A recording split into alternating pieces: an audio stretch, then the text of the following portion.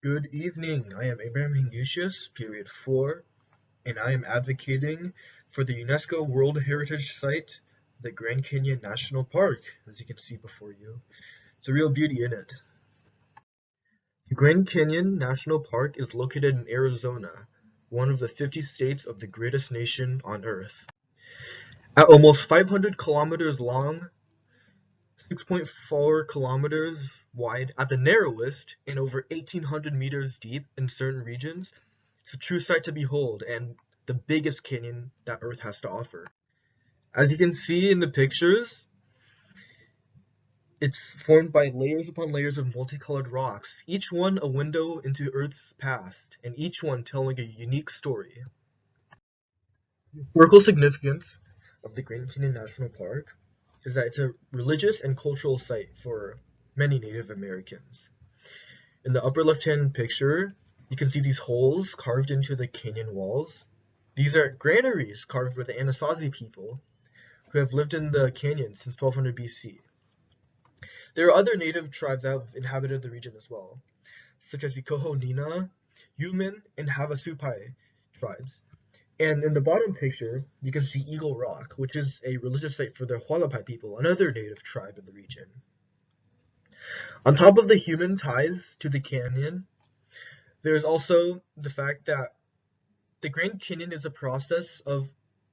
result of a erosion process that has occurred over millions of years. And on top of that, this erosion process also exposed rocks that date even further back, potentially over 1 billion years old. The current relevance of the Grand Canyon National Park is the aforementioned scientific discoveries that are just waiting to happen in the canyon walls. On top of that, it's a supreme tourist destination drawing millions of visitors globally. And it is a cornerstone of Native American culture, of the people that still live in this region, and it's a home to endangered species, such as the humpback chub, which is a fish that lives solely in the Colorado River that flows through the Grand Canyon, and the Canab snail, which only lives in two locations globally, a small pond in Utah and the Grand Canyon. And there are other animals as well, but there's only so many that one can list. On the bottom left-hand picture, you can see the glass horseshoe, which is a tourist site that allows visitors to walk on a glass horseshoe that extends over the canyon and provides unparalleled views. There are currently many threats to the Grand Canyon. While there are no lethal threats at the immediate moment, that does not mean there will not be any in the future. Now, with that aside, let's begin on the host of issues that faces the national park. First and foremost, hundreds of helicopters and planes fly over the canyon every day, which cuts the natural silence of the site, ruins the tourist experience, and the quality of life for Native Americans and animals in the area. Air quality is worsening due to emissions and pollution from nearby cities and settlements upwind to the Grand Canyon. Now this creates the haze and fog that you can see in the top right picture.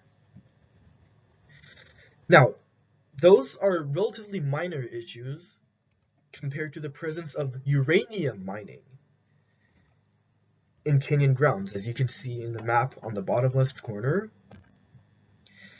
Now, uranium mining has a potential to irradiate the air, land, and water of the canyon, and that would be disastrous. Now, finally, there are construction developments proposed by large tourism companies that will separate Native Americans from their sites, from their sacred sites, disrupt the beauty and the nature of the Grand Canyon, all in a push to increase tourist capacities. Even worse, there is a push to dump radioactive waste at a nearby site in the Bears Ears National Monument in southern Utah, which is upstream. Now, that sounds horrible, frankly. Dumping radioactive waste just miles from the Grand Canyon? That is, excuse me, no, no. No.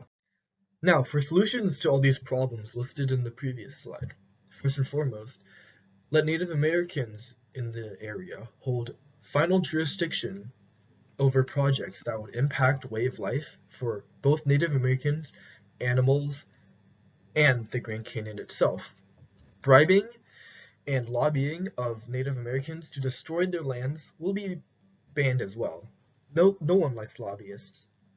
It would become illegal for non-native owned/operated companies to pay administrators in this region, who will have the final say in developments, to push ahead their construction projects. Helicopter and plane use beside that of scientific endeavor should be banned. Helicopters create excessive noise and ruin the silence of the canyon, which should only be disturbed by a light breeze and the whispers of the river below. In its place should be native-led hiking guides, but that is a whole nother issue. Furthermore, it should become illegal to mine for any resources in or around the Grand Canyon, as it may pollute the area and destroy the canyon and its wildlife. Lastly, there should be a push to help neighboring cities and settlements shift to methods of energy production that do not involve dams, which will disrupt the flow of the Colorado River, and fossil fuels, which will remove the haze and allow for clear, beautiful skies that let you truly marvel at the grandeur of the Grand Canyon. It, all in all, it will improve the tourist experience, reduce stress on the residents of the canyon and the environment, while supporting natives in the area, and preserve this natural wonder for generations to come. Thank you.